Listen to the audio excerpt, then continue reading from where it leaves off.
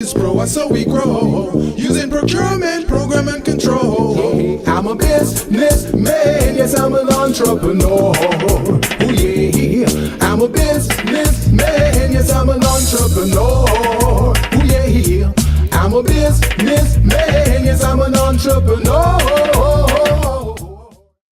Good afternoon, everyone. This is the Business Zone with Crystal. and Coach Gilbert Buchanan, your small business paramedic. And today, co-host, we're going to have an amazing show.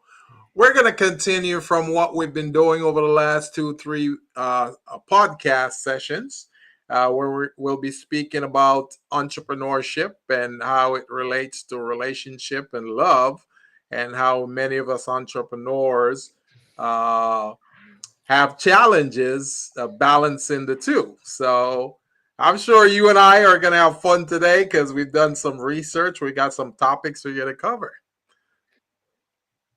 I think we are. Funny when I have these conversations with other people, they're like, oh, yeah. And then I got feedback from the show last week, and everybody was just thrilled to death about how much, the conversation. When I was talking to Rhonda, she goes, I had no idea I needed to have a notepad.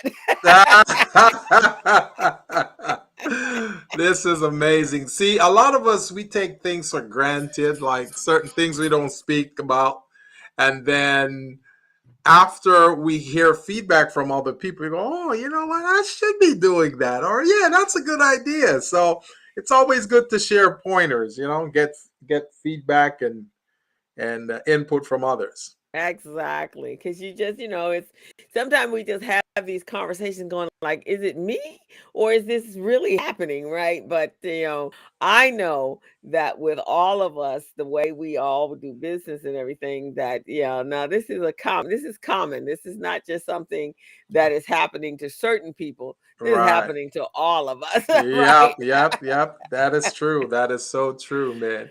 And sometimes we just need to hear some input from external voices, external sources to kind of either validate what we're thinking or to make us think, expand our way of thinking to say, you know what, maybe we should do this other thing, or maybe we should Exactly. incorporate this other stuff. So, yeah.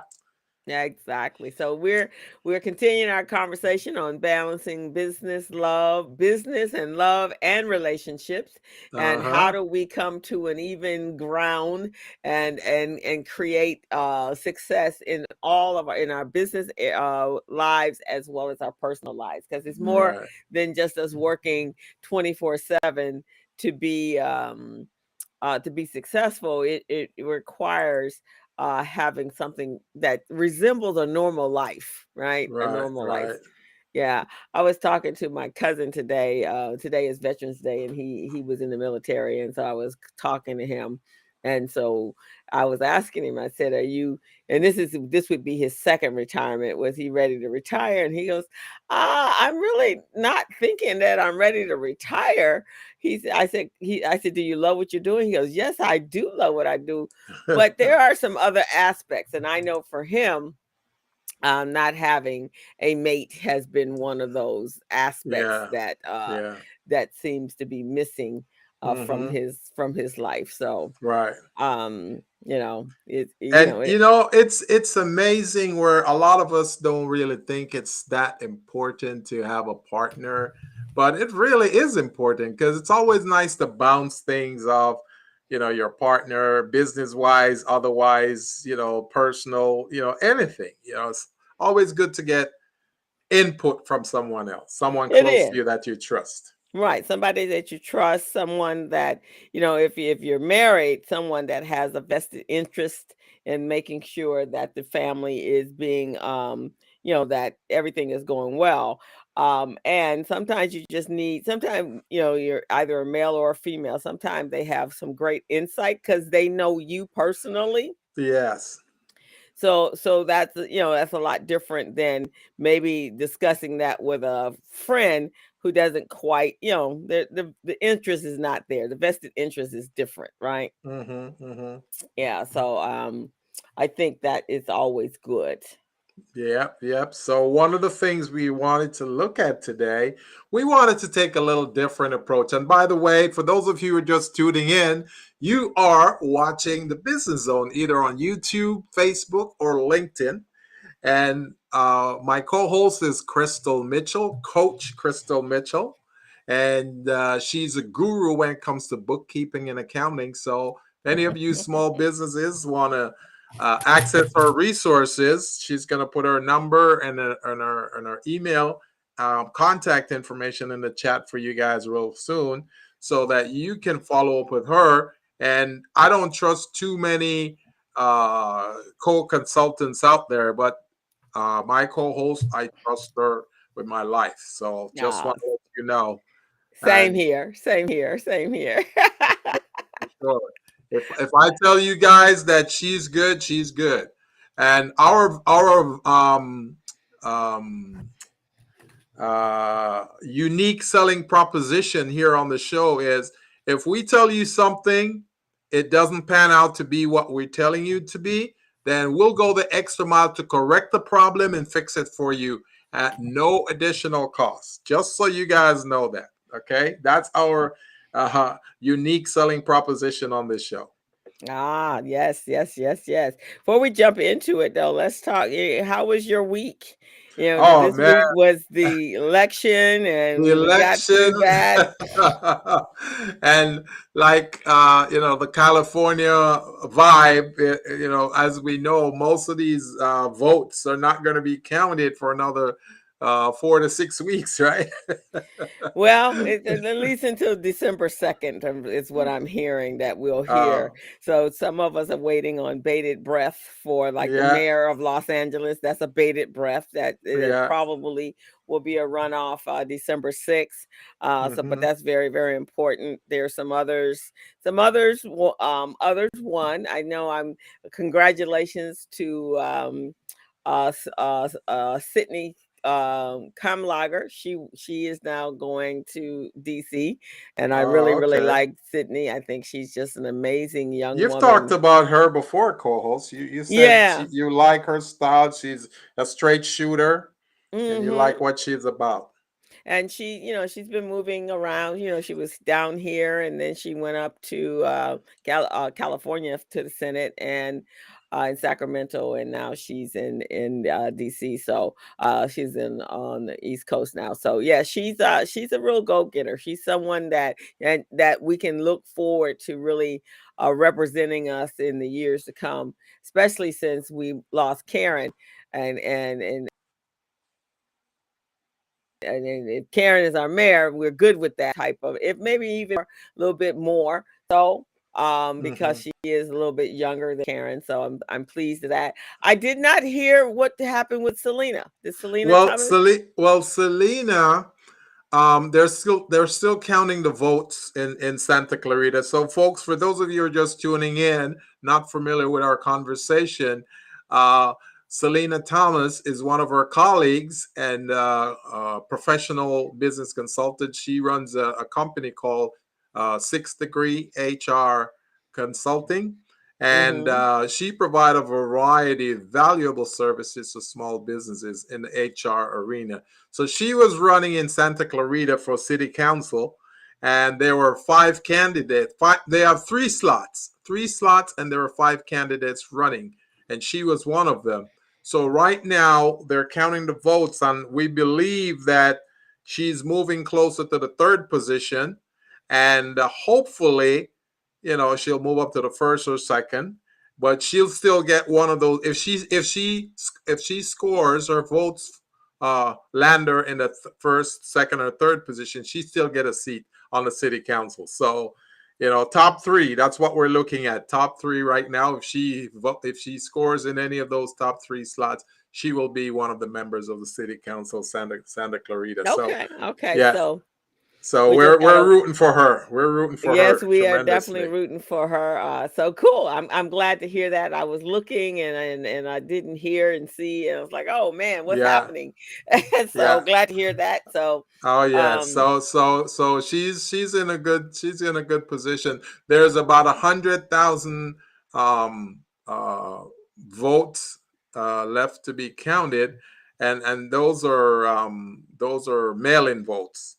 So she stands a pretty good chance from those mail-in votes. So Okay, you know, cool. Well, yeah, glad to hear that. yeah, yeah. Usually the Democrats benefit from mail-in votes, and she's a Democrat. So Hmm. I think she might score very well.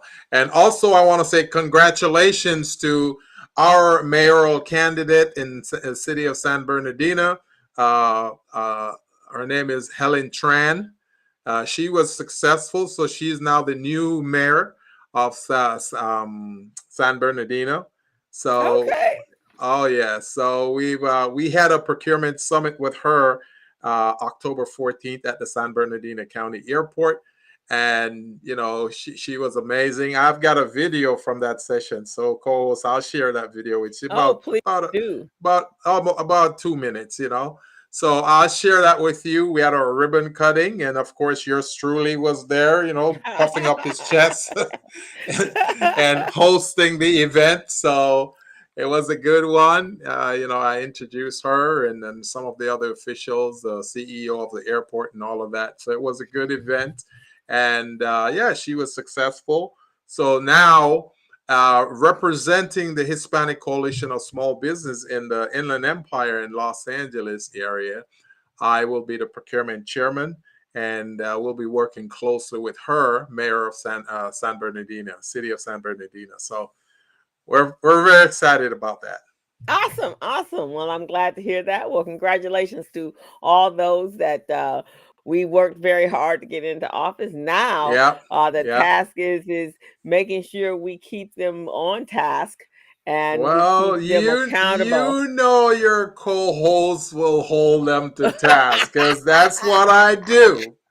That's what I do. I do not play. I don't play around with organizations and agencies, nonprofits, economic development agencies who claim they're here to help small businesses and they don't. I give them hell. So, I already told the mayor, I said, listen, mayor, we've got your back. We're supporting you. But when you get in there, we're going to hold your feet to the fire. We're going to make sure you help to support small businesses in the area. So she said, yes, yes, I know, Yeah, I because know. it's because some folks get in there and I don't know. There's a Yeah, there's a number of cases that have come up in the court systems from council people and folks is not doing the right thing. So we want to make yeah, sure that everybody's doing the right thing and yeah, make sure that they hear the voices from the people because yeah. the people are the ones that got them in there. We have to, I mean, it's just so crazy now, Oh so we yeah. gotta hold people, we gotta hold their feet to the fire so that we Oh, can for make sure. sure. For sure. And people must be held accountable. If they're not held accountable, there won't be any structure, there won't be results, there won't be order. People will just do things all willy-nilly and not Hmm. accountable to anyone. So small we hear that from some of the experts that there's going to be a recession coming up next year. Now, don't know when it's going to be, whether it's going to be January, February, March, April, May, whenever. But what I don't want is I don't want our small businesses to go through what happened in 2020 when the pandemic was here. They were blindsided. They Yeah. they weren't ready. Their documents weren't in order. And when they had to apply for the PPP loan, the idle loan, and for grants, they didn't have their documents available. They didn't know where to find them. They just were not compliant. So it made it difficult. So all of my small businesses, I've been telling them right now, I said, listen, guys, I don't want you guys to go through what happened in 2020. So make sure you have your documents in place. And many of them I use my platform SmallBizPro for them to upload their documents in it and have it all in one place so they can access from their phone. So yeah. Cool, cool. I do want to, so I'm gonna jump over to another issue that's been forefront in the news feed all week, and this one I'm gonna say is what you shouldn't do if you're the CEO of a company. If you are the CEO, things you don't do as a new CEO of a company, right? Right. So, so I am going to read off some things. I mean, it's been like it's been back and forth all week long, right? And I'm like, oh my God, this is like, and you would think this is a faster decline than the president had, the former president had. But you would think this individual, he's been running company, Tesla, and he's been running, we're talking Elon Musk, everyone. Yeah. He's been running Tesla and he's been running SpaceX. So how do although I will say, I personally, and you can agree or give me your input, Gilbert, there is a difference between, I think, being the CEO or the of a company that actually has a tangible product. Right? Yes, and yes, that's true. And when it's a sole company, a sole corporation that you run and monitor, where you don't have to answer to shareholders, public shareholders, then Right. you can pretty much do some things by yourself and don't worry. But now that he's sold shares, or he has to sell shares in this new venture, then he's accountable to a lot of other shareholders, like us, like you and me and other people. Right, Because exactly. if we bought stocks in Twitter, then we're gonna hold him accountable. We're gonna want him to behave a certain way. So he can't just unilaterally make decisions like he used to in his company. But he did, Tesla is a publicly traded company. But I think also the difference is when you have a actual product versus a service, right? Yeah. Twitter is a service, right? And it was Yeah. a service that was being offered for no cost, right? But Yeah. had a massive following.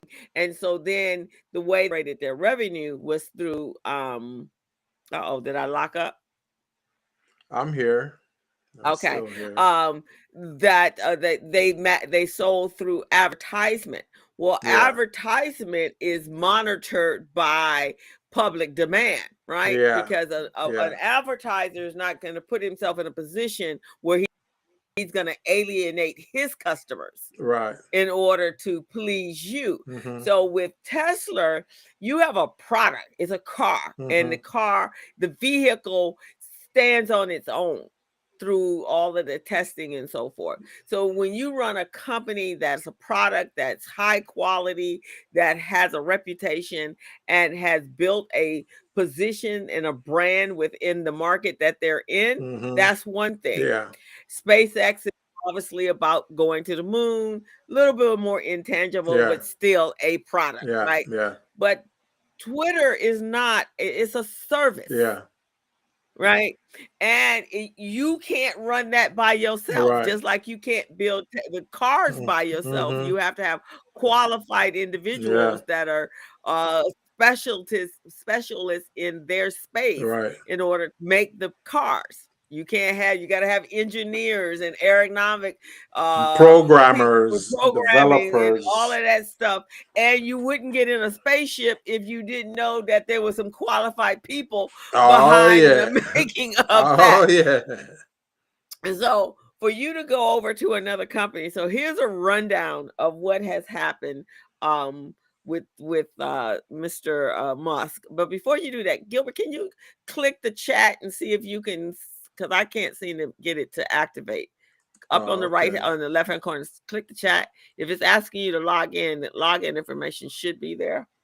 On the left hand corner or the right? Up at the top, where next to the captions. You see where it says chat? Yeah, I just clicked on it. Is it bringing in anybody from? Go to caption. It's not bringing in anyone. Okay. So is it asking you to log in? Oh, okay. So I just turned it on. So I guess. Okay, so because it was the button was on the left side, so I just moved it to the right side. So I guess that. Okay. Yeah, that's weird. Oh no, not the chat overlay, the other one. Do the one above that. It's just actually the chat itself. Oh. Okay.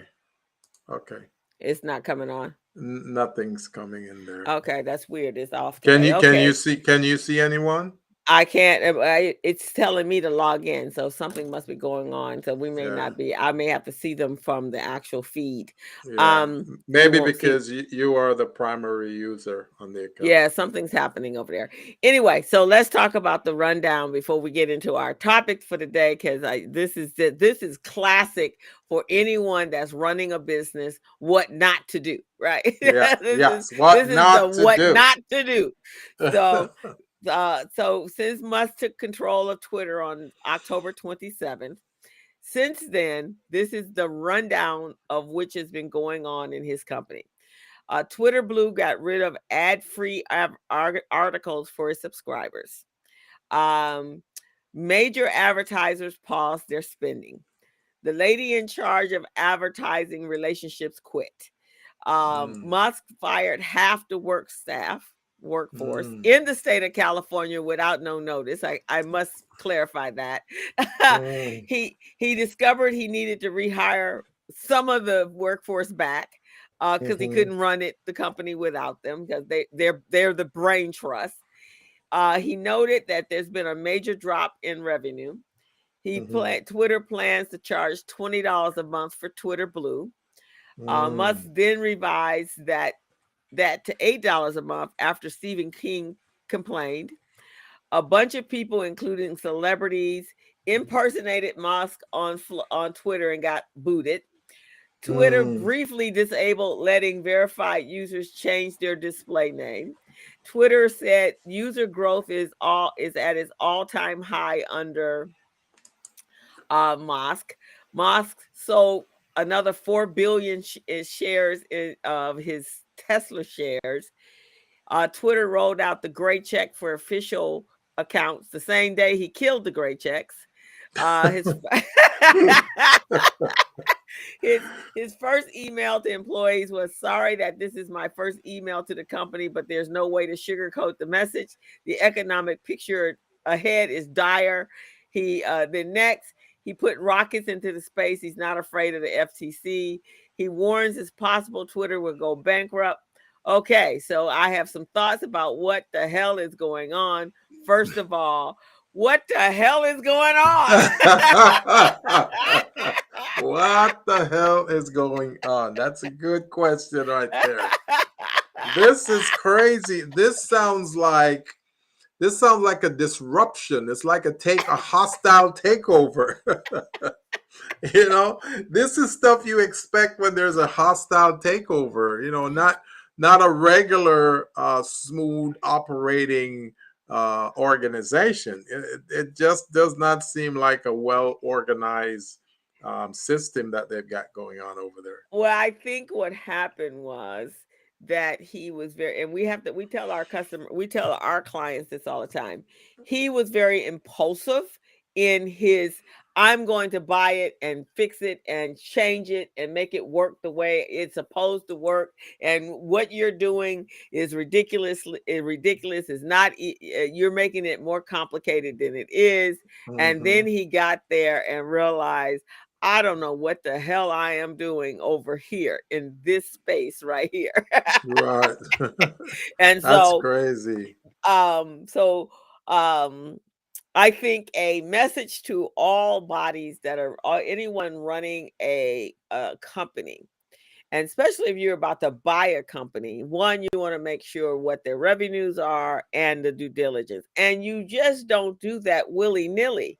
You Right. have to do homework. He made this statement back in the summer, and then he reneged on the statement, but he had already committed to it, and then Yeah. the courts made him buy it, and so Right. he has spent $44 billion. Twitter is no longer a public company; is now pulled into a private environment. He had Right. to pay back all of the investors, those of us that own stock. He had to pay us out because he wanted to be able to run it privately. And so Hmm. now he's got to figure out, because he no longer has the revenue coming in from the stock, so now he has to figure out how to generate revenue for the company. Hmm. um and he don't know what he's doing. That's basically That's basically it. He don't know what he's See, doing. see, that's a classic example of some folks in organizations want to do everything that they think they can do when they're not positioned, they're not trained to do those types of things. I mean, they've got staff who, like, for example, in an organization, if I'm running an organization, you're in that organization also, and you are running the financial department, the accounting department. Mm-hmm. What the heck do I have? What business do I have going in there and telling you, hey, you're not running this financial business right. I'm gonna take it over and I'm gonna run. That's what you do all your life. That's your expertise. So why am I gonna come in and try to take over something that I'm not fully equipped to do? You see what I'm Right. saying? Yeah. And I that's what always he's doing with his staff. That's what he has done. He has stepped out of his lane. He didn't put on the hat of the programmers, the security people, the the system analysts, the engineers, the software engineer, the everyone. And that is his job as a CEO is to manage and run a company. He doesn't have all of those skill sets. First of all, he Right. didn't, and especially in this company. Now he may have more knowledge at Tesla because that he founded that, right? Yeah. But it Yeah. more, I think, more from an administrative side, not Yeah. because he was a top engineer. I don't believe that's Right. what his skill sets are in order. Right. But he did, his original goal was to create a company or companies that had sustainability and Hmm. not to deplete the earth of its resources. That was originally what his mission and vision was for Tesla. You know, This one is different.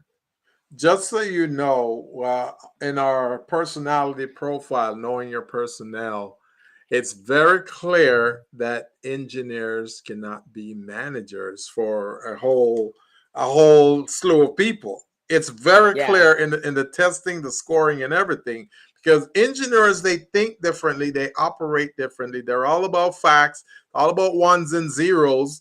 That's how they operate. They're designed to think that way, and people don't think like ones and zeros. So it's more uh, a reasoning, a verbal reasoning and Right. understanding type approach. When you're dealing with people. Yes. So, so him coming in as an engineer, he's not going to cut it as a manager. For the whole operation, it's not going to work. Right, exactly. And he wasn't the founder and the visionary behind Twitter. So when Right. you come in to a company and you're the CEO, you at least have to understand the background, the back office as you call it, right? Yeah. Yeah. Understanding what really makes the company thrive, what Yeah. is its purpose on this planet, and what can you do to, because not all companies are not treated equal. Right. Right. Right. Right. They don't, they all companies are not the same. So you have to look at them differently and how you would Yeah. run those. And then you Right. can't come in arrogantly thinking, okay, just because I run this company over Yeah. here, I'm gonna Yeah. run your company over here. Yeah. That's like me coming in and saying, okay, Gilbert, I'm gonna run Small Biz Pro. I don't have a clue what you have done to get. All I know is you've invested a lot of time and energy Exactly. and working with the engine software engineers and Yeah. programmers that had the Right. program, and Right. it's your vision. Mm-hmm. You have mapped that out based Right. upon your experiences with your clients. So even though I'm in accounting and I Yeah. get the accounting piece, I can't Right. come into Small Biz Pro and say, okay, no, I'm gonna take over and change everything.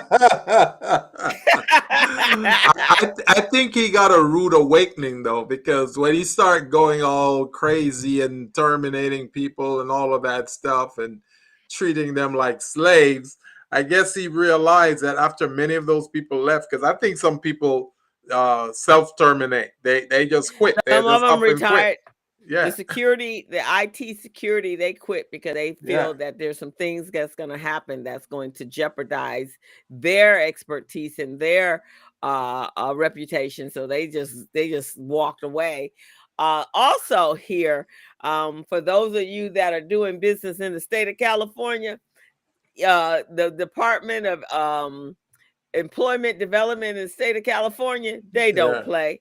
You just can't that's be right. firing people on a That's right. brief this morning you woke Yeah. up with a on the wrong side of the bed and came out and said I'm gonna fire all my employees. No, state of California said no, you ain't doing none of that. Oh, we got Roni Gilmore here. Roni Gilmore Green Pittman, watching from Right. Clinton, Maryland. So Roni, Yeah. Hello, welcome to Ronnie. the Business Zone, my brother. Welcome. Yeah.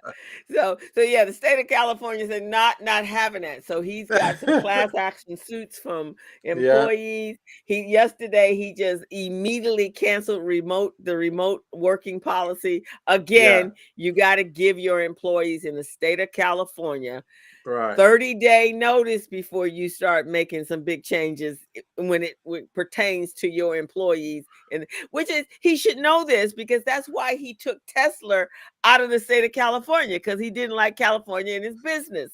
But you know what I'm thinking though, right? I'm wondering if he knows that the company has an employee handbook. Because in the employee handbook, it tells them how they can do certain things, carry out certain tasks. You can't just all willy-nilly start firing people like that. You got to go by the handbook. That's a state law, state requirement. Plus, there's some federal laws attached to that too. Right. But and in the state of California, everything precedes everybody, because the state of California is about the employee and not the employer. You have no say so in the state of California when it comes to how you treat your employees.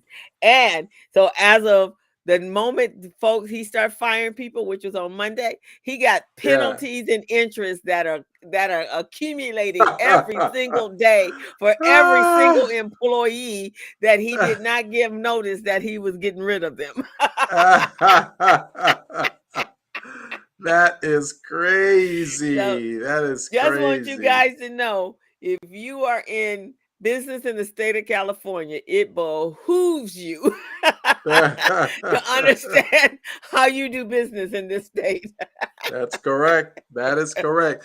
And you gotta see, he needs to, you can't not be a cook and you're in the kitchen trying to cook. It's Right. like, leave the cook alone. Let the cook does his or her job. Why are you getting in there? And what he's doing is stepping in and messing with what the HR folks were supposed to do. All he had to Right. do is to give a directive to them and say, hey, this is my plan. This is what I'm trying to do. And HR will go through the policies and procedures and say, well, you may be able to do this, but you can't do this, this, and this. Right. And he didn't do that. He just think that he can just jump up there and puff up his chest and go, okay, I'm gonna He get rid of probably you guys. he probably fired the HR people.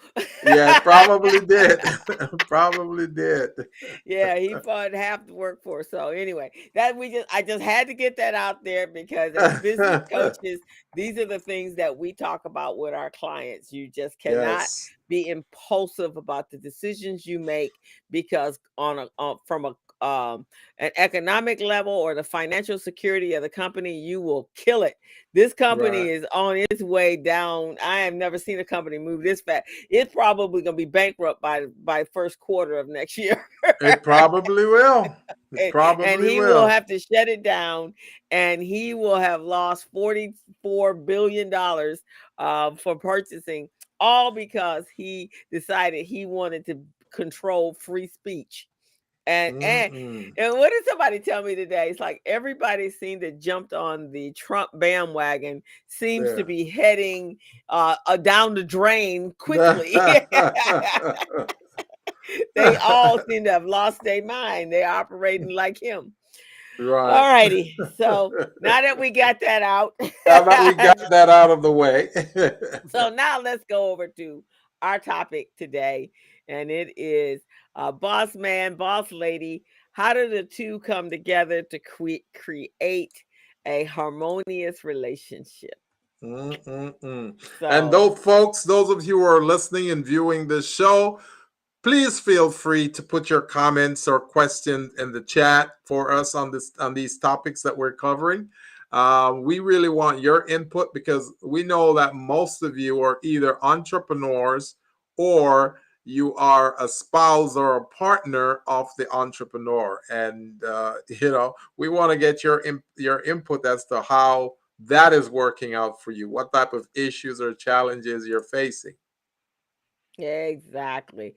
So, all righty, Gilbert. So we decided today we didn't have a guest, but we're going to kind of talk about some things. So, this morning I was talking to Gilbert when we were talking about what we wanted to do with the show, and we both recognized that I definitely recognize that in my mind, there are definitely certain roles that women play in a relationship, and there are certain roles that men play in a relationship.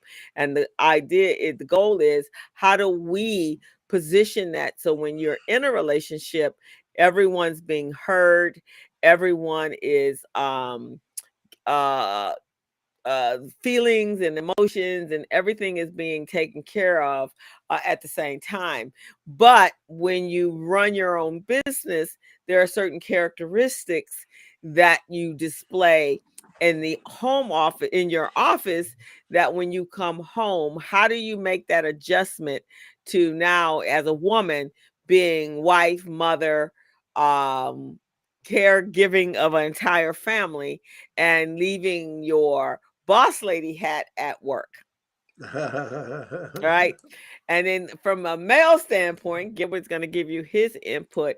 How do you how do you guys adjust to what your role is, being the head of household in a traditional type of relationship? You're the head of household. You're there as the provider and the protector of both your wife and your spouse or your mate and your children if you have children. So how do you balance that when you come home to take off your um I'm the boss lady, boss man hat? That is amazing. I can't wait to get your feedback, guys. Put it in the chat. Let us know your feedback. What do you think? If you're a boss lady, put your input in. If you're a boss man, running your entrepreneurship, and you're at home as a house husband, put your information in there as well so we can get your input. Okay. Okay, so Gilbert, I'm gonna jump in with what are the typical um characteristics of a woman who is running a very successful business, and what it took for her to get there, right? Right. Little bit different than a male because we still live in a very gender specific world, right? Mm-hmm, And mm-hmm. so, as a strong, independent woman who isn't afraid to speak her mind, dream big, and speak things in existence, and at the same time defend her rights in the working world, you are always on. Um, you're always kind of almost in a battle, especially if you're in a male-dominated industry. I was teaching a class the other day, and this young lady was in fabrications and steel and something else. And one of the questions she asked me is, how do you, as a woman, and she's now starting to do government contracts. She goes, Mm-hmm. how do I get the respect as a woman in a male dominated industry? Right. Bidding and trying to outbid male men that have different relationships with the entities that are reviewing the bid. So she was feeling very out of sorts Mm-hmm. Mm-hmm. as to what that is. Now I know a lot of your clients are doing certification, Government contracts. government Yeah. contracts. So is there a difference between the women and the men, and how they actually are running, or how they're received in those industries when they're doing governmental contracts? Oh, certainly. There's definitely a difference. In government contracts, only 4% of women get awarded government contracts. When it comes to loans and lines of credit from the bank, only 4%, 4 to 5% get government get loans or lines of credit.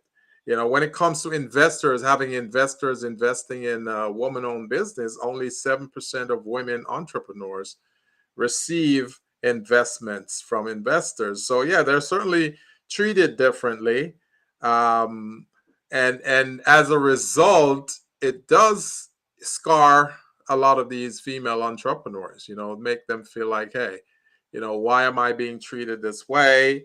I'm just as A competent. authentic, yeah, just as authentic as the male entrepreneur that's applying or operating in this space. So why am I being treated differently?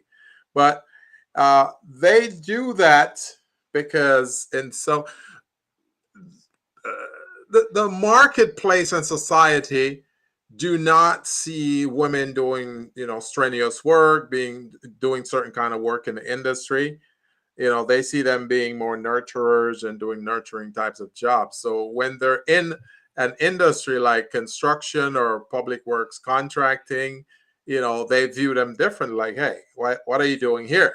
They do the same with minorities too. It's like, hey, what are you Mm-hmm. doing here? You don't belong here. Mm-hmm. So we do see that. So a lot of the women who have become successful in these spaces, they do have a chip on their shoulders because they're going, hey, I'm going to show you guys that I belong here. And as a matter of fact, I'm going to show some of you guys that, hey, I can do this better than many of you guys. So those things do happen. And, once they come across super confidently, then they're perceived as being, very aggressive. They are perceived as being too assertive, that type of thing, being boss lady, you know. So Right. that's how it's being operated in the marketplace right now. Right. And so, based upon that, then a lot of the characteristics that when you refer to women in business is that they're outspoken, they're aggressive, they're overly ambitious, um, you know, assertive. In fact, I said something to someone one time and I was like, "Well, you're pretty assertive." And she got offended with Yeah, that. I was like, "No, that yeah, I'm not saying that yeah. as a insult." I'm saying Those I'm are trigger words. saying Those are trigger words, man. I'm saying that in a way that and she was a female coach in the tennis world. I was Right. telling her that um because and her coaches in her life had been males, so Yeah. sometimes we emulate who our mentors are, right? Right. So I Right. was saying, I said, and she goes, I'm assertive. I said, yeah, but not in a bad way. I mean, as a woman, you can't be timid in a space where you're operating in a man world. You have to Right. be able to assert yourself, and even and it's like when you use assertiveness and aggression with a Yeah. man, it's like, oh Yeah. yeah, that's him being Yeah. him, Yeah. That's in right? my DNA. That's what I'm supposed to do. Or he's independent, or he's Yeah. whatever. But when you Yeah. look at Yeah. A lot of these things. I'm not hearing your voice, co-host. I'm not hearing you. Your audio cut out. Can you hear me? Can you hear me, co-host? Still not hearing you. uh-oh. There you go. I can hear you now. Okay, can you hear me? Yeah, I missed everything you just said a half a minute ago. Okay, I'm having troubles here with my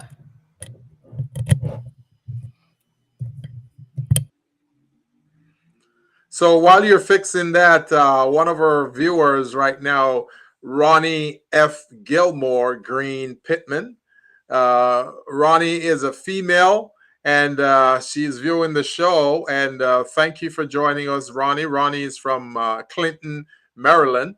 So thank you for tuning in on the topic here of how a boss lady is being perceived in the marketplace as an entrepreneur. So Ronnie, if you are a boss lady, give us some input.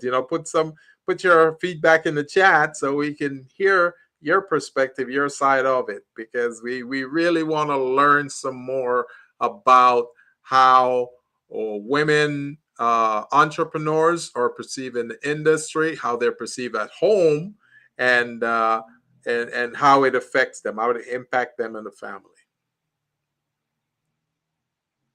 So I lost you again, co-host. Your voice went away again. So whatever Right. you, yeah, there you go. Now I can hear you. Okay. Yeah, my bike did some crazy stuff. But yeah, so that can all be misunderstood, that and I can see when she comes home, she had to fight. She had to fight for her position and not to be considered aggressive, assertive. It's like you're walking on a tightrope, not knowing what Yeah, you're supposed to be. So yeah, when you come home, what does that look like, right? So, right, right, and how many men can handle that? What right, is what's the output of that once she gets home? Now there are right, some men that totally get it, right? I mean, I have right, friends that are, and we're gonna have a number of them here on the show, who are yeah, husband and wives that are working together. But I imagine there had to be some major adjustments to yeah. that process. Mm-hmm. Yeah, Exactly, exactly. yeah, And I can identify definitely because, as I say, a lot of minorities like ourselves in the marketplace, we get treated the same way too. As a matter of fact, we probably get treated worse than yeah. the Caucasian female entrepreneurs. You know, so we do understand their trigger words for us as well.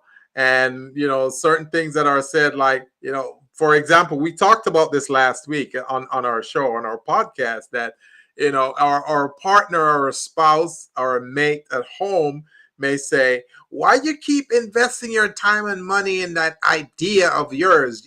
It's not being fruitful. Why don't you just put it to the side and do something else? Why don't you go get a job instead? You know, those are trigger words for us entrepreneurs when we hear that.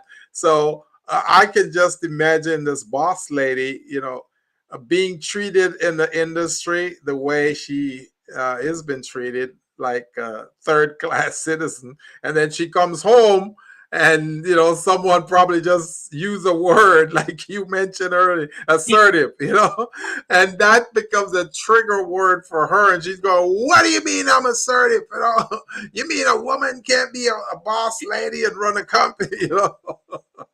Right. And then she's like, I'm not bossy, I'm just the boss, man. Yeah, yeah, exactly, exactly. I'm not bossy. I'm just the boss. Right, exactly. So it could be, yeah, Beyonce said the same thing.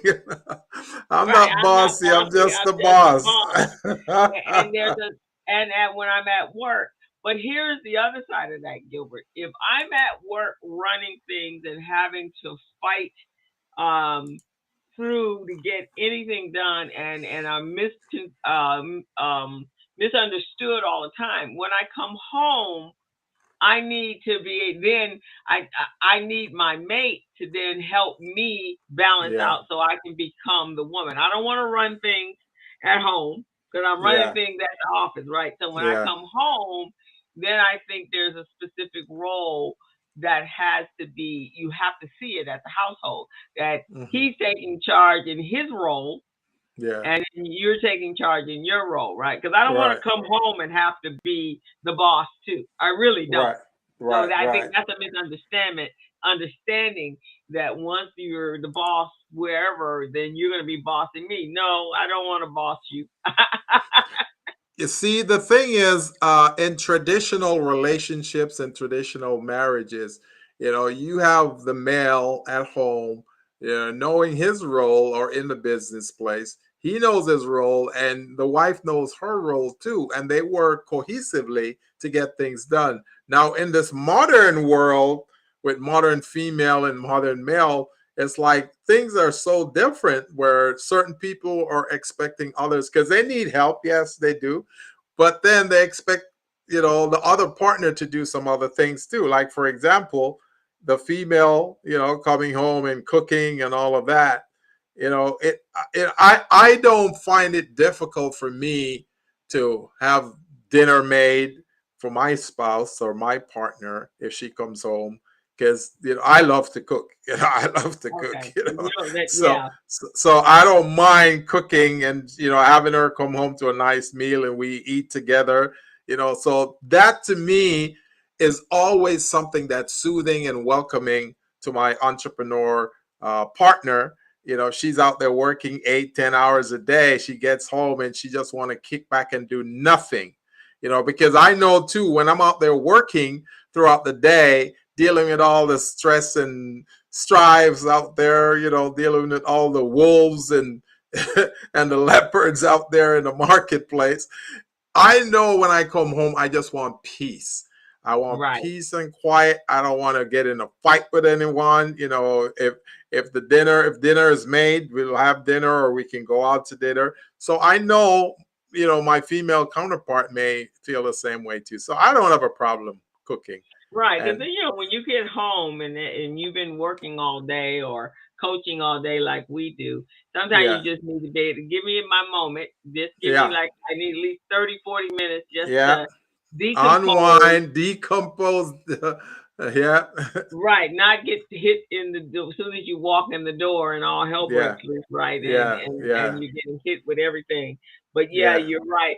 And I think that happens in the beginning, right? Like I and my brother-in-law and sister, um, he loves to cook. In fact, it, he won't eat anybody else's cooking anyway. So she had to learn that very early on in their marriage that Yeah, he gonna do the cooking because that's the way he eats. He yeah, don't touch yeah, anybody else's food. So yeah, so the roles yeah, change, right? So he yeah. does the cooking, and then she does the cleaning up afterwards. And so Right, it's shared of duties, but not necessarily your traditional duties, right, right? right, right. So, and I think you have to determine what is important to you. There are some men, though, that Hmm. want you, yes, you go out there and, as they say, bring home the bacon, but they also Yeah, want you to be in the traditional role of a woman to do all the cooking, the cleaning, the taking care of the children, the grocery shopping, the laundry, and then right. they feel their only role is to go out and make the money. Hmm. Okay, that is a traditional role. But if I'm out Yeah. making the money too, then we got to have some compromise.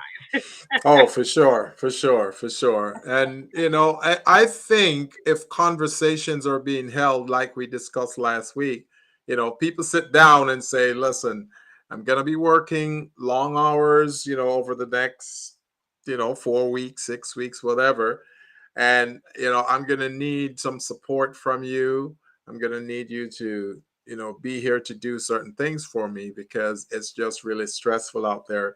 Then your partner understands. They understand now when you come in, to just relax and just let things flow for you. Give you a few minutes to unwind. you know. So Yeah, those are things that we need to recognize in life and relationship with entrepreneurs, that they need some support too. Because remember, you're in the marketplace, you're running the company every day, you're out there trying to get contracts, you're dealing with public works professionals and contract officers, just trying to get your bids through, trying to get a contract awarded to you. And on top of that, you got to make sure your workers are being paid on Friday. You got to have money right, available to pay them. right. So that's a stress within itself. So when you get home, you just don't want to think about any of that. You just want to kick back. So I get that. I get Right. And you also have to deal with the delicacies that go along with having employees, not that. Yeah. showing up on time, not Yeah. not being, whatever projects they've been assigned, not doing Right. work on time, illness. And so you come home like, oh my God, and then you got to come home and deal with that same stuff when you get to the Yeah. house. Yeah. It is more than a notion for you to be able to balance that out and not appear like you're bossy, aggressive, Yeah. Yeah. assertive, because you're like, they come home and you guys don't have a meeting of the mind or not evenly yoked, Yeah. then we're gonna have problems. Yeah. in our communication, right? Right. Right. It's very easy for someone in a management or leadership role to really snap when an employee is not being as responsible as they ought to be, especially when you got a government contract awarded to you and you know that, if you don't perform the contract very well, they can kick you off that contract. And if Right. they kick you off the contract now, where are you going to get money to pay payroll? you Yeah. know, And that's so always on the forefront of your mind is oh I yeah, think that's more forefront than the mortgage or the phone bill is, yeah, oh my yeah, God, payroll is this week. yeah. That becomes, that weighs heavily on Oh most yeah, business owners. yeah. If you can't meet payroll this week, the state of California will be giving you a phone call next week. They'll be saying, "Hey, yeah, you know what you're doing is illegal, right? We can send you to jail for not paying your workers. So step up your game. Make sure you make these payments to your employees. You can't owe them. The mortgage you can owe. Right, They exactly. usually give you about 3 months before, they try to foreclose on your home. So with the payroll system, you got to have that paycheck every week or every other week, depending on how you pay. So, Exactly. So there's a lot to it.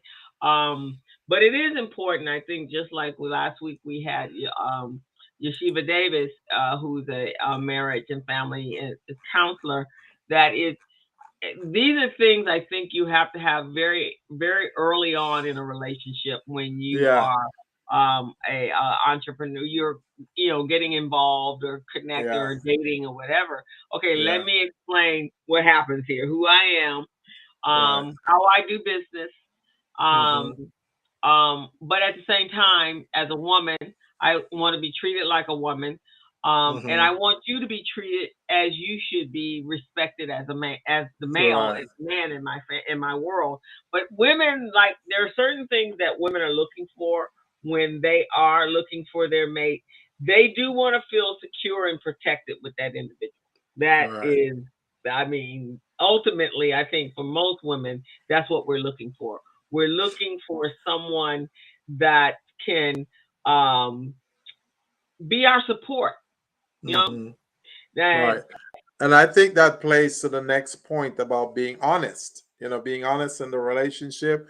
And that Go woman ahead. entrepreneur who is perceived as the boss lady, aggressive, assertive, you know, it's required that that person be honest as well to tell people, just like you say, tell your partner, hey, this is what we need to have going on. If we're going to have date night once a week, then we have date night.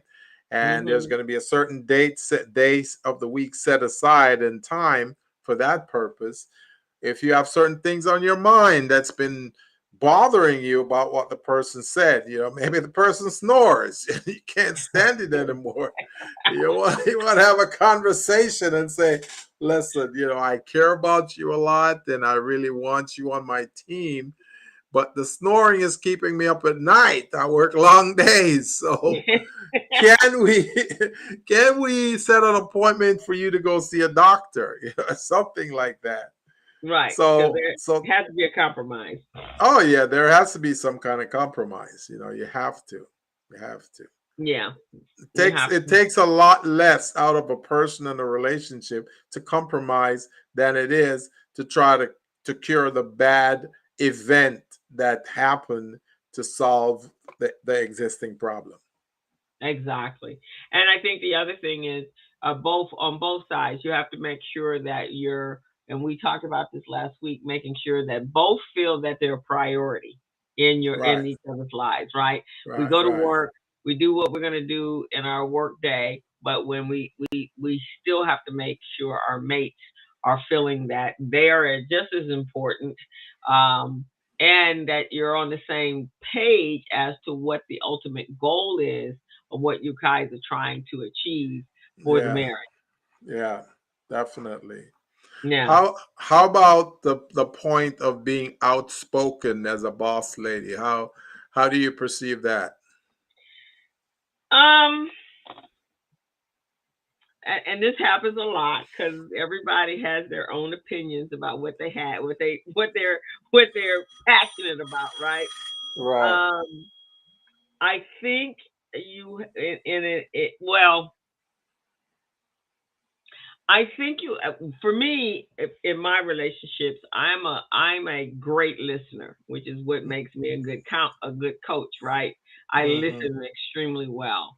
So when I Right. first meet someone, I'm listening to how they perceive and how they receive information. Right. And generally, that person, if you just give them free reign to speak their mind initially, they will tell you everything that you need to know.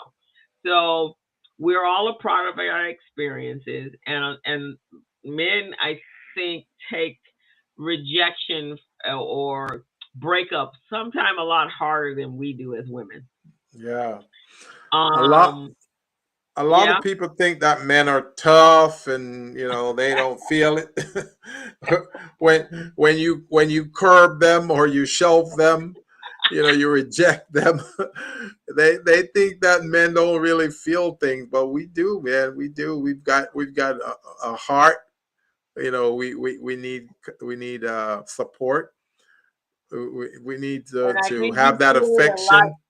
I think you sometimes feel it a lot deeper than we do. Oh We, I guess, yes. have built up a outer tougher skin, I guess, because growing up as a woman, rejection is sometimes probably more prevalent than others for the males, and so we rebound a lot faster. I have always found men that have been hurt from previous relationships. It is a lot harder for them to heal than it is for a woman to heal. We're not Or allowed to.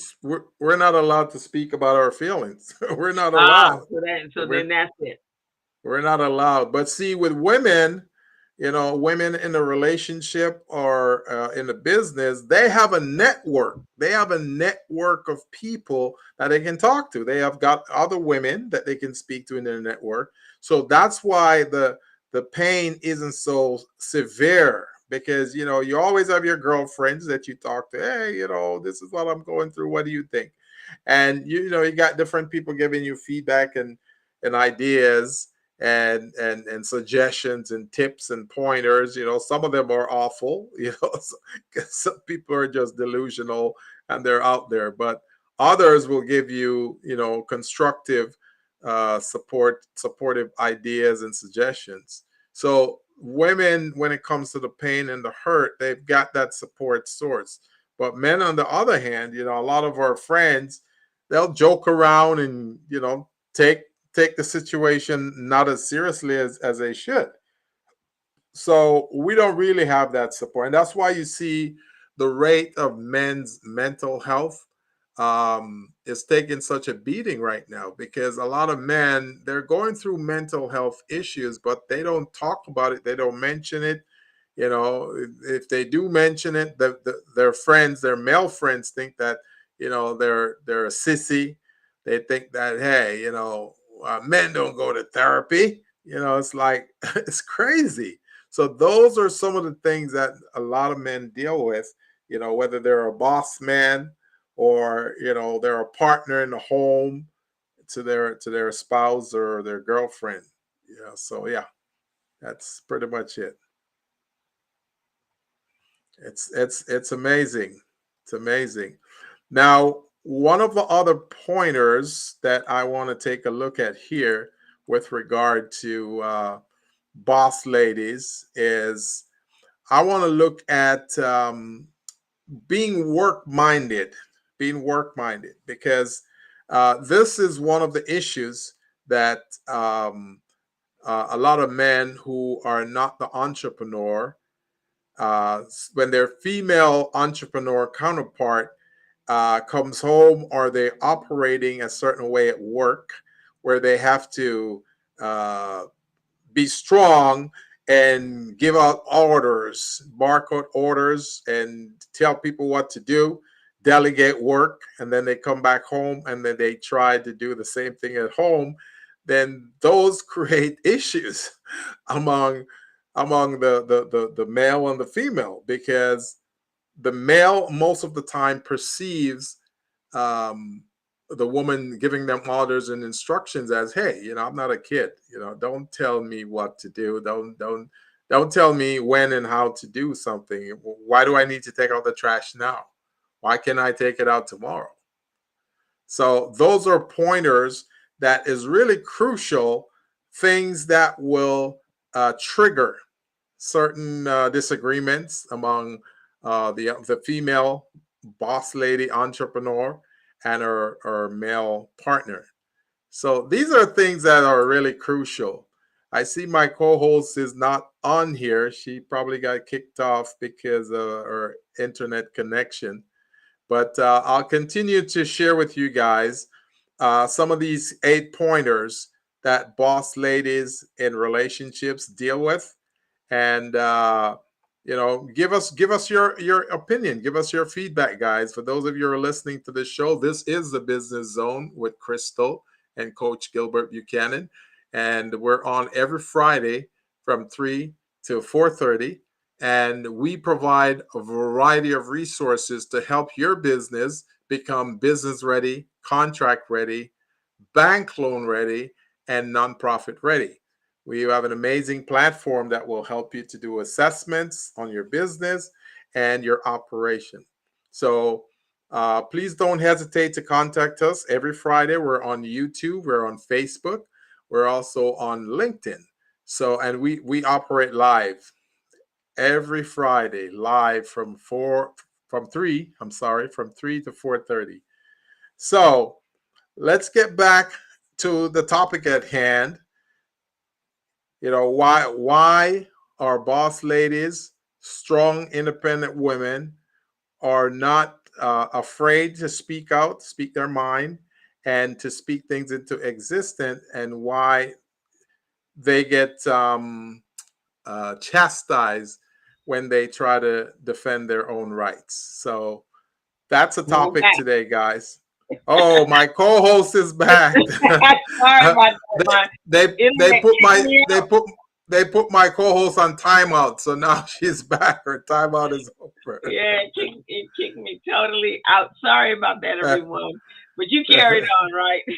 Yes, I did. Yes, I did. So we were just going to look at the next point under the 8 characteristic of the boss lady. So let's look at the aggressive, number 6, the aggressive Yeah. A the lot of point. women, if they're showing that they're in charge, boss lady in charge, that she could be perceived as aggressive. I Mm-hmm. know that when I'm interacting with men, I have to kind of, just like being outspoken, right? Because I'm very opinionated, right? Yeah, yeah. So everybody knows that I'm gonna make my statement, but I try not to come at it at such in a hard way. I do have women friends that are pretty aggressive, and both at home and in their office, and it doesn't come off across. I'm one that likes to I like peacefulness and less Mm-hmm. drama. Right, right, right, So that's my nature. I don't want to be right. dramatic. I don't want drama in my world. I Mm-hmm. think you get more stuff done if you're listening to each other and Mm-hmm. understanding how each other receives the information, and and how you receive that information is how I try to deliver it. I'm of the school, Gilbert, Yeah. that as the deliverer of the message, is my responsibility to make sure that the message is received on the other side. Right, right, right, right. I get that.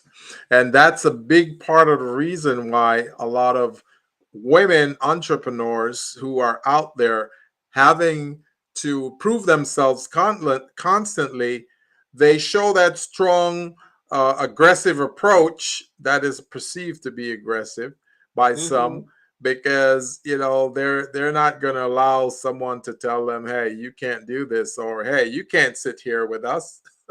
Right, this is exactly. this is a guy's table. You gotta sit over there. Right. So, them acting uh, in response to those things, a lot of times they're perceived as being super aggressive, and that they're really bossy, and they might be triggered. Yeah. Those are things that they see. Yeah, exactly. So it just and again, sometimes assertiveness is misunderstood as aggressiveness, right? Yes, But yes, I yes, can see it happening, maybe more so in industries where it's male dominated, and she yeah, feels that she's always having to fight just to be heard, right. that she has to push that much harder in order to get her voice heard, get her opinions heard, and be respected in the space that she's in. Right. And the thing is, sometimes because she has to keep fighting, fighting, pushing, pushing, sometimes she just don't respond to those things, and she just stay quiet about it. Mhm. But while she's staying quiet about it and not defending herself, she end up having all of those feelings pent up inside, and they keep festering and festering.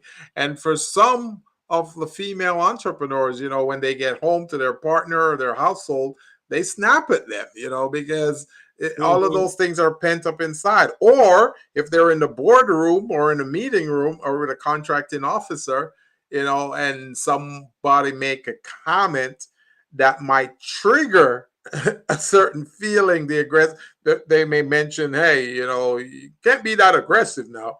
That might trigger them, and they'll go, wait a second, what do you mean by that? And that's when all those feelings come tumbling down. So Exactly. So again, if and I think it comes back to communication. So yes. if she has permission that when that her husband or her mate can hear her say, hear her talk about what her day looks like and Hmm. what she has to encounter on a daily basis. So when Yeah. she comes home, if he's there to say, okay, baby, are you okay? I know it was tough. I'm here Yeah. to listen, and Right. not to necessarily give you input. Just Yeah. listen. If I Right. just need to blow off steam when I come in, just don't. I'm not expecting, and this is both of us, I think. I'm Yeah. not expecting for you to fix it. Right. I just need you to let me to hear me, right? Yeah. Yeah. And that's one of the things I hear from a lot of female entrepreneurs, that, when I'm talking about a situation that I experienced today at work or with a client, I'm speaking to my partner about this. I don't want my partner to try to fix the problem for me. I just want him to listen to what I just went through, and then we can just process it together. Hmm. but Yeah. but the flip side to that is, men are wired to fix things.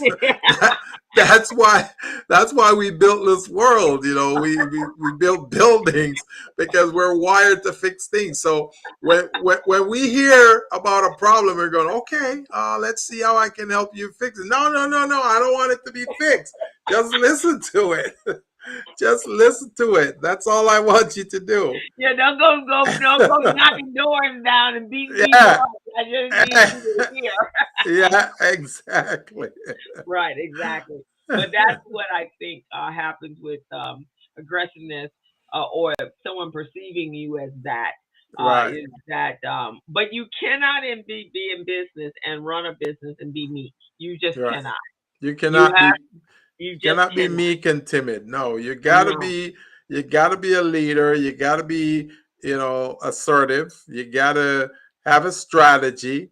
And I think that's part of the reason why our know your personnel assessment is so crucial, because if you have an idea of what a certain person is about, so let's say this person is a controller, and this person always wants things done yesterday. This person, go, go, go, go, get me what I Hmm. need. And if that's a contract officer that you're dealing with, then you know that when you're going to meet with that person, you want to have all your facts together, have all your information ready. So when you address whatever issue they're talking about, then you can be prepared. But if that's not the case, then that's just going to irritate this person. And there might be some of the people who look at these female entrepreneurs and make certain comments, certain unfounded comments, that may trigger them. Exactly. So that's how my feeling is. I think you have to, whether it's assertiveness, whatever you want to call it, or aggressiveness, but you do have to listen. And if you listen, especially when it's time, when you come home, it's one thing being that person at the office, but when you come home, you do have to respect that there is a mate that he also has had a full day, and you can't speak to him the same way you do with an employee. Right. You have to understand that you have to take the hat off at the door and be able to listen. So I've learned, again, I think it has a lot to do with what my business is. I'm wired to listen to you, to hear you out, to hear exactly what your needs are before I interject on what those needs should be. Right. See, the woman who is perceived as being independent is perceived to be very impatient with slow and lazy people. People because she is a quick learner, and she tends to get the job done by any means necessary. She expects people around her to be able to do the same type of thing, whether it's a workers or partner. She wants them to get things done right away.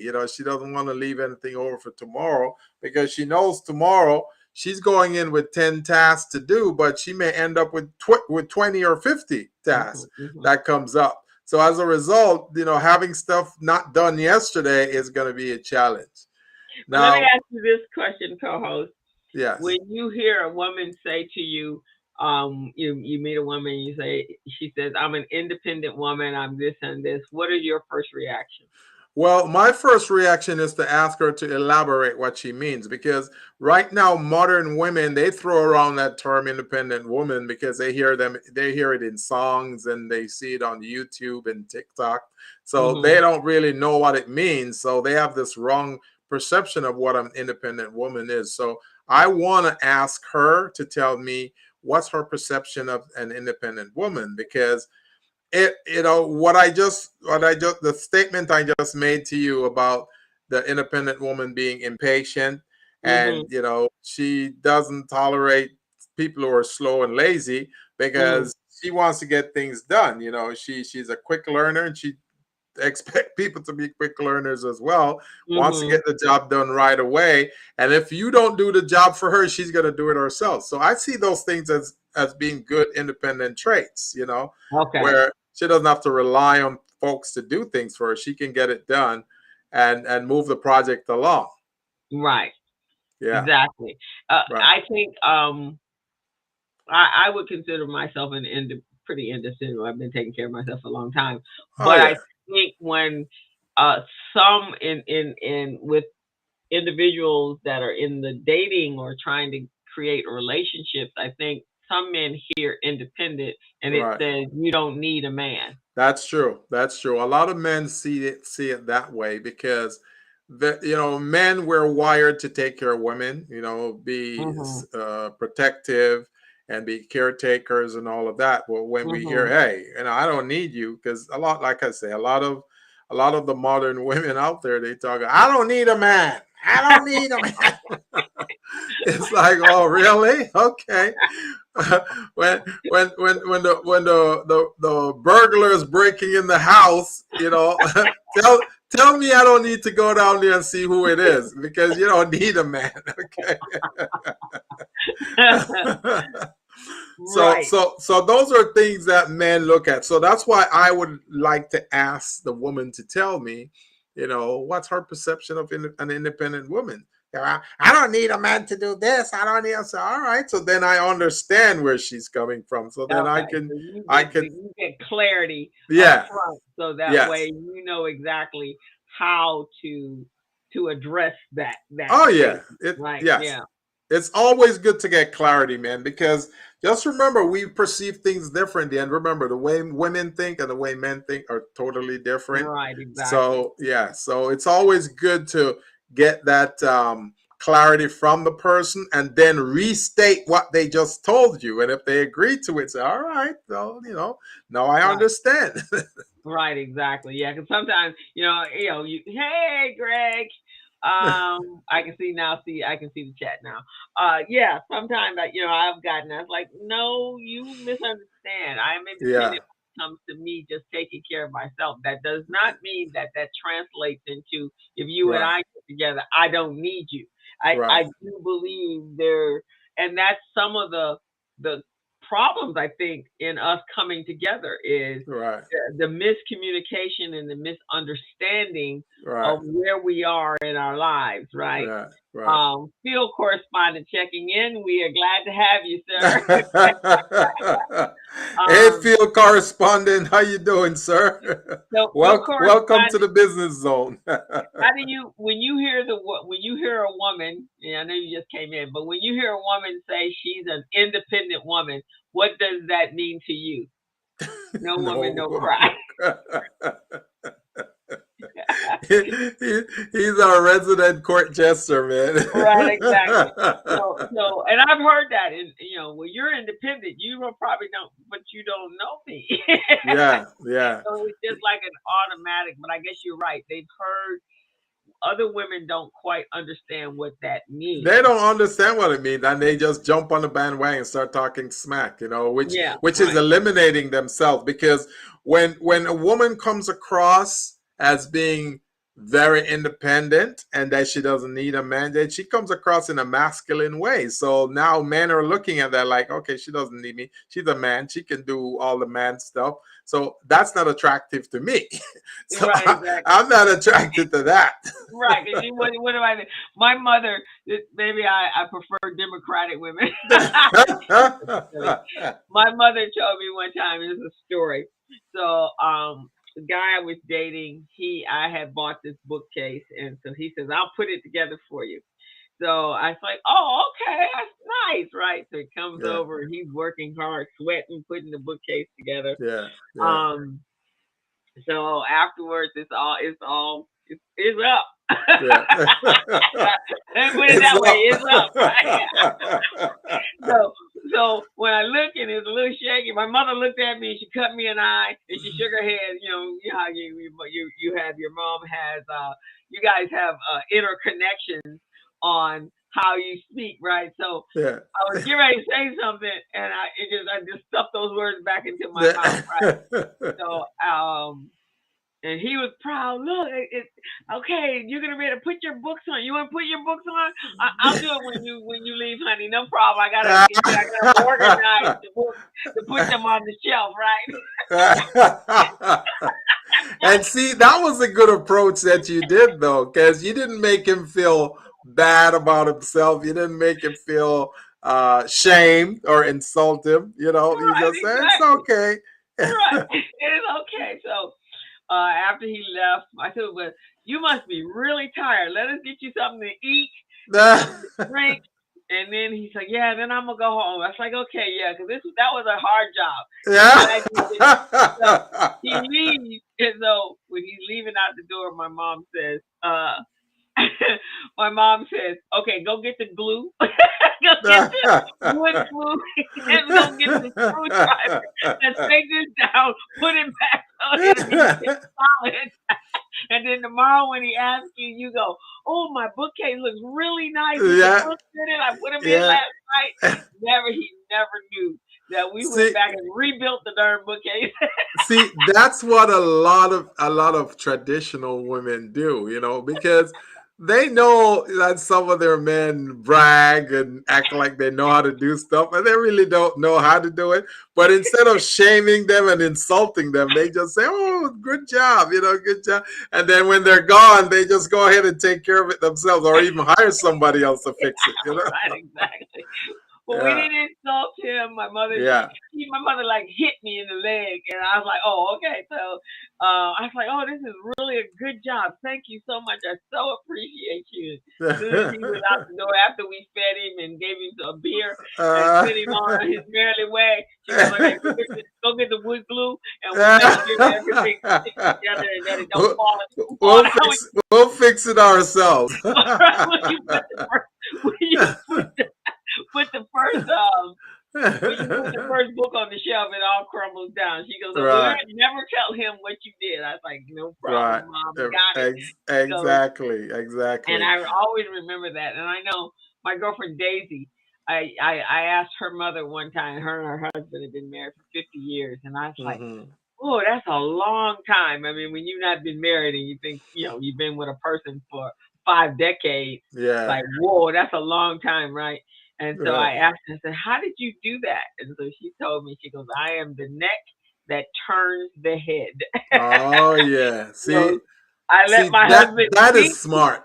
That Yeah. is smart. Garrick says, guess independent is better than dependent. That's true.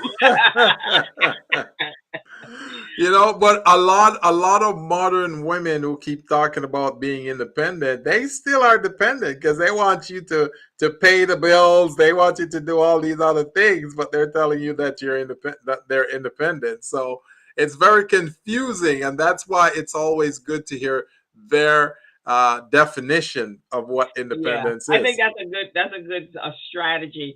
Oh I was yeah, telling you earlier, I watch a show called Married at First Sight, yeah, and one of the ladies, she made up. The husband was he's Hispanic and he was kind of traditional, and he wanted his wife to take his name. She yeah. was adamant about not taking his name because she Right. felt she was going to lose her She individuality. she wants to be independent of that. Right, right, exactly. But in the same breath, then she turns around and says, "But I do want you to put me on your insurance." Exactly. So Wait, see, wait, what? What? Wait, you're independent, but you need me to put you on my insurance, exactly, exactly. but you can't take my last name. What the heck Right, is that right. problem? What's the problem with that? So, And yeah, that's a challenge that we all deal with right now with these modern women who are, say they're entrepreneurs as well. A lot of them, they want to have the cake and eat it too. They want to say, "Hey, I'm an independent woman, but just make sure I want to depend on you to do these things over here." It's like, come right, on. exactly, exactly. So you gotta be careful, ladies. I mean, Yes, you can't be both. You right. You can't. cannot be both. Yeah, you cannot demand both. You got to be able to give, and there's got to be compromise. And too And many I people. just want to put this out there, folks, for those of you who are listening, you're tuning into this show the first time, or you're a regular supporter of us. Talking about being an independent woman is not very attractive to most men. Okay, we don't really care about the independence. We're here to support you, to be your partner, to do things for you, to protect you. And if we're in a household with you, then we know our responsibility, we know our roles, to take care of the house. So when you start talking about independent, that can be a triggering thing also, co-host, because when you're hearing about independence, then it's saying, okay, she's trying to tell you that her money is her money and your money is her money. Right, there you go. That's what you hear, huh? Okay, well, you pay this bill. Yeah. I'm independent. Okay, pay this bill then, since you're independent. But so a lot of them jump on that bandwagon, don't understand the connotation of it and how it comes across. It's really a negative to men. We don't really care about that. We just want a woman who is very supportive, kind, non-confrontational in an aggressive manner, and just keep the peace. That's Yeah, what we're looking for exactly, as an exactly. entrepreneur and then in our private lives. There you go. So that's how. So guys, that's our segment today on Boss Man, Boss Lady, Boss Woman. How we come together to create a harmonious balance in Greg, our business, our love, and our business world, our love life, our personal world, in order to create balanced relationships. so Greg said, you know, Miss Independent, they offer counseling services to help you with that. True that, Greg. Greg is something else, Right, man. exactly. It is. But it is important that we do come together and we Yes, figure out how to work out together. And so that's why we're having these conversations, because we know as workaholic entrepreneurs that it can't just be about that. right. And like we said in our show last week, it's always good to do counseling prior to entering into the relation, or when you just enter the relationship. And it doesn't hurt to continuously do counseling as you go through the relationship, because every now and again we will relapse, we will regress into our bad behavior and, you know, doing the things we do. So we need to be reminded that, you know, where our focus is and what we need to do in order for both parties to benefit. So it's always recommended, man. And once that's out there, then the person who is the entrepreneur working every day with their staff, you know, contract providers, when they come home, that party will understand that, hey, this person, whether it's male or female, understand that this person needs some peace of mind. They need some space. They just need to recline and just decompress a little bit. So that's really what I would recommend here, co-host. And next week, we're going to have an Understood. amazing show again. We're going to have some great guests to speak on the subject of entrepreneurship, Yeah, we have relationship, and love. our guest next week, I believe, is going to be Miss Rhonda Jackson, who runs her own uh, Business. interior, her own business. She has an interior Yes. decorating All business, and she right. also owns a paint store where Yeah, she provides. she's definitely a boss lady. Yeah, So she's a boss lady. we'll hear from her as a female entrepreneur who's running her own business, and, you know, when she gets home, how that works too. So folks, if you're tuning in next week, please make sure in the chat you put your questions, your comments, and, you know, share some of your ideas, some of your the things that work for you and the things that don't work for you, if you're an entrepreneur or if you're a partner of an entrepreneur. These are things we're trying to help our audience, folks. Right. We want to make sure you guys are well rounded and that you're heading to success both in your businesses as well as in your home, because they affect each other. Oh I yes. think, Oh right. So yes. if you're not happy in one, it really can halt the profitability of your business. If Yes. you're in a really bad relationship, it can prevent you from being productive. And then you can go into depressions. You know, nowadays it doesn't take much. The world is so crazy out there. It doesn't take much to throw you off your game. So we just want to make sure we're all whole. So we thank Yes. you And guys for tuning in. and and if you're an entrepreneur and or a partner of an entrepreneur, folks, remember, it goes like my co-host said, it goes hand in hand, hand in hand. You, if you have one hand, you can't clap. Okay, you need two hands to clap. So keep that in mind. Two hands to clap. You need 2 feet, 2 feet to walk, guys. 2 feet to walk. And a bird cannot fly with one wing. It needs two wings to fly. Okay. I love that. Are those Jamaican proverbs? Oh yes. Oh yeah. Oh yes, I love definitely. it. I love it. So if you can realize that, you can visualize, you know, not having two hands to clap or 2 feet to walk or a bird with one wing instead of two to fly. You can visualize the same thing with your partner who is an entrepreneur, or you being the entrepreneur in a relationship. You know, you guys got to come together, you got to work together, you got to talk together, counsel together in order to make this thing work. Okay? Right. Exactly. I agree. All right, Gilbert, another great week of talking about balancing work, love, power, and roles in our relationships. So you guys come back in next week. You are tuned in to the Business Zone with Crystal and Gilbert, and you can find us over in our YouTube channel. Please hit the subscribe button, and if you like this segment, please hit the thumbs up and say you like it. It helps us out a lot. And so we are looking forward to seeing you guys next week. All righty. And thanks to our field correspondent, Mr. Greg Sneed. Yeah, thanks for checking in, Greg. And we also want to thank Roni for checking in from Clinton, Maryland. Roni, thank you. Make sure you subscribe. You click the subscribe button and become a regular on this show, Roni. We have a lot of information we can share with you, whether you are an entrepreneur, your husband is, or your partner is. That would be good. Okay, so right. thank you, folks. We're getting ready to check out right now, and we'll see you again next Friday at 3 p.m. Co-host, you want to share anything before we go, co-host? No, just have a great weekend, everyone. Oh, and if you get a chance, go check out Wakanda Forever. For those of you that are into the Marvel comics, it was great. I saw it the other night at a private screening the opening night. It was awesome. And they do an amazing tribute to Chad Boseman. Oh, very good. I like that. I like that. It was really good. That's good. All righty, everyone. All right, folks.